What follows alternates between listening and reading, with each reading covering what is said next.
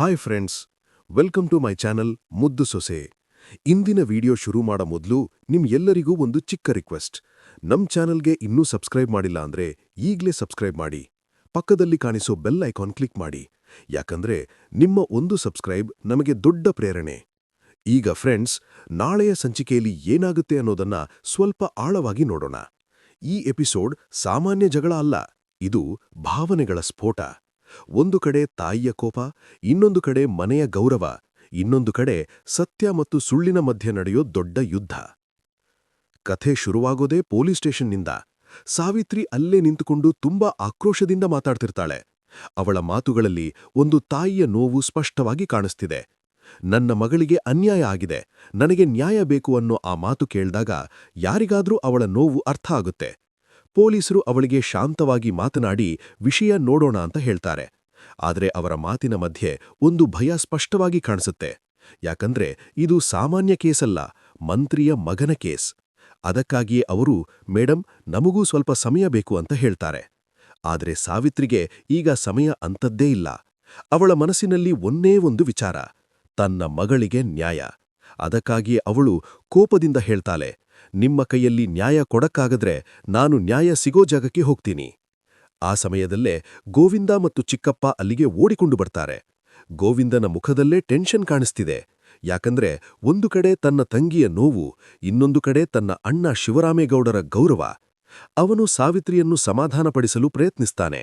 ಬಾ, ಮನೆಗೆ ಹೋಗೋಣ, ಕೂತು ಮಾತಾಡೋಣ ಅಂತ ಹೇಳ್ತಾನೆ. ಆದ್ರೆ ಸಾವಿತ್ರಿ ಈಗ ಆ ಮಟ್ಟಿಗೆ ಶಾಂತವಾಗಿರೋ ಸ್ಥಿತಿಯಲ್ಲಿಲ್ಲ.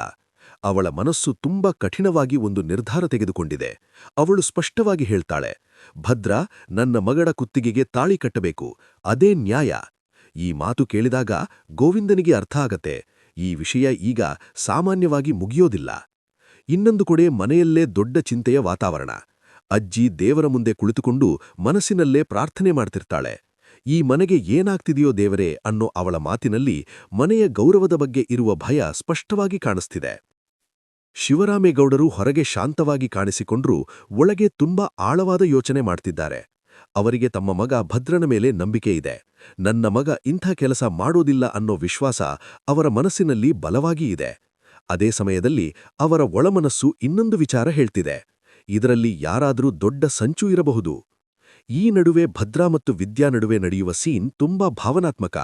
ವಿದ್ಯಾ ತುಂಬಾ ಭಯದಿಂದ ಭದ್ರನ ಮುಖ ನೋಡ್ತಿರ್ತಾಳೆ. ಅವಳಿಗೆ ಗೊತ್ತು, ಸತ್ಯ ಇದ್ದರೂ ಸಮಾಜ ಮಾತಾಡುತ್ತದೆ, ಜನರು ಕೇಳದೆ ಮಾತನಾಡುತ್ತಾರೆ. ಅವಳು ಹೇಳ್ತಾಳೆ, ನಿಮ್ಮ ಬಗ್ಗೆ ಯಾರಾದ್ರೂ ಕೆಟ್ಟದಾಗಿ ಮಾತನಾಡೋದನ್ನ ನಾನು ಕೇಳೋಕ್ಕಾಗಲ್ಲ. ಅದು ಒಂದು ಹೆಂಡತಿಯ ಹೃದಯದ ಮಾತು. ಭದ್ರಾ ಅವಳಿಗೆ ಧೈರ್ಯ ಕೊಡ್ತಾನೆ. ನಾನು ತಪ್ಪು ಮಾಡಿಲ್ಲ ಅಂದ್ರೆ ದೇವರು ನನಗೆ ನ್ಯಾಯ ಕೊಡ್ತಾನೆ ಅಂತ ಹೇಳ್ತಾನೆ. ಈ ಮಾತು ಕೇಳಿದಾಗ ವಿದ್ಯಾ ಕಣ್ಣೀರಿನಲ್ಲಿ ಅವನ ಭುಜದ ಮೇಲೆ ತಲೆ ಇಟ್ಟುಕೊಂಡು ಅಳ್ತಾಳೆ.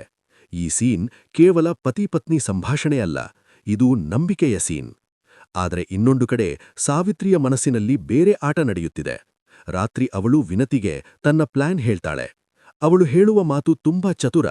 ಭಯ, ಅದೇ ನಮ್ಮ ಅಸ್ತ್ರ ಅಂತ ಅವಳು ಹೇಳ್ತಾಳೆ. ಶಿವರಾಮೇಗೌಡರು ಈಗ ದೊಡ್ಡ ರಾಜಕೀಯ ಸ್ಥಾನದಲ್ಲಿದ್ದಾರೆ. ಅವರಿಗೆ ಪೊಲೀಸ್ ಕೇಸ್, ಮೀಡಿಯಾ, ಮಹಿಳಾ ಸಂಘ ಇವೆಲ್ಲ ಹೊರಗೆ ಹೋದ್ರೆ ದೊಡ್ಡ ಸಮಸ್ಯೆ ಆಗಬಹುದು. ಅದಕ್ಕಾಗಿಯೇ ಸಾವಿತ್ರಿ ಯೋಚನೆ ಮಾಡ್ತಾಳೆ, ಭಯವನ್ನು ಬಳಸಿಕೊಂಡು ನಿರ್ಧಾರ ಮಾಡಿಸಬೇಕು. ಇದು ಕೇವಲ ಕೋಪದ ಪ್ರತಿಕ್ರಿಯೆ ಅಲ್ಲ, ಇದು ಒಂದು ಯೋಜನೆ. ಬೆಳಗ್ಗೆ ಆಗುತ್ತೆ. ಮನೆ ಮುಂದೆ ದೊಡ್ಡ ಗದ್ದಲ ಶುರುವಾಗುತ್ತೆ. ಸಾವಿತ್ರಿ ಮತ್ತು ವಿನತಿ ಮಹಿಳಾ ಸಂಘದವರನ್ನು ಕರೆದುಕೊಂಡು ಬರ್ತಾರೆ. ನ್ಯಾಯ ಬೇಕು, ಧಿಕ್ಕಾರ ಅನ್ನೋ ಘೋಷಣೆಗಳಿಂದ ಮನೆ ಮುಂದೆ ದೊಡ್ಡ ಜನಸಮೂಹ. ಮೀಡಿಯಾ ಕೂಡ ಅಲ್ಲಿಗೆ ಬರುತ್ತೆ. ಈಗ ವಿಷಯ ಮನೆ ಒಳಗಿನ ಜಗಳ ಅಲ್ಲ, ಇದು ಸಾರ್ವಜನಿಕ ವಿಷಯ ಆಗಿಬಿಡುತ್ತದೆ. ಕ್ಯಾಮೆರಾ ಮುಂದೆ ಸಾವಿತ್ರಿ ಹೇಳುವ ಆರೋಪ ಎಲ್ಲರನ್ನೂ ಶಾಕ್ ಮಾಡುತ್ತೆ. ಅವಳು ಹೇಳ್ತಾಳೆ, ಭದ್ರಾ ತನ್ನ ಮಗಳನ್ನು ಮೋಸ ಮಾಡಿದ್ದಾನೆ, ಅವಳ ಜೀವನ ಹಾಳು ಮಾಡಿದ್ದಾನೆ ಅಂತ. ಈ ಮಾತು ಕೇಳಿದಾಗ ಶಿವರಾಮೇಗೌಡರು ಕೂಡ ಬೆಚ್ಚಿಬಿಡ್ತಾರೆ. ಇದೆಲ್ಲ ನೋಡ್ತಿದ್ದ ಈಶ್ವರಿ ಮಾತ್ರ ಮನಸ್ಸಿನಲ್ಲಿ ಖುಷಿ ಪಡ್ತಿರ್ತಾಳೆ. ಯಾಕಂದ್ರೆ ಈ ಗಲಾಟೆ ಅವಳಿಗೆ ಒಳಗೆ ಒಳಗೆ ಸಂತೋಷ ಕೊಡ್ತಿದೆ. ಇನ್ನೊಂದು ಕಡೆ ಸುಭಾಷ್ ಕೂಡ ಮನಸ್ಸಿನಲ್ಲಿ ಏನೋ ಯೋಚನೆ ಮಾಡ್ತಿದ್ದಾನೆ. ಅವನ ಮುಖದಲ್ಲಿ ವಿಚಿತ್ರ ನಗು ಕಾಣಿಸುತ್ತದೆ. ಅವನಿಗೆ ಈ ಪರಿಸ್ಥಿತಿ ತನ್ನ ಪ್ಲಾನ್ಗೆ ಸಹಾಯ ಮಾಡ್ತಿದೆ ಅನ್ನೋ ಭಾವನೆ ಇದೆ. ಅಷ್ಟರಲ್ಲಿ ಪೊಲೀಸ್ ಜೀಪ್ ಮನೆ ಮುಂದೆ ನಿಂತು ಇನ್ಸ್ಪೆಕ್ಟರ್ ಒಳಗೆ ಬರ್ತಾರೆ. ಶಿವರಾಮೇಗೌಡರು ಅವರಿಗೆ ಗಲಾಟೆ ತಡೆಯಲು ಹೇಳ್ತಾರೆ.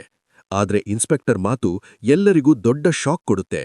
ಮೇಲಿಂದ ಆರ್ಡರ್ ಬಂದಿದೆ, ಭದ್ರಾನನ್ನು ಅರೆಸ್ಟ್ ಮಾಡಬೇಕು ಅಂತ ಅವರು ಹೇಳ್ತಾರೆ.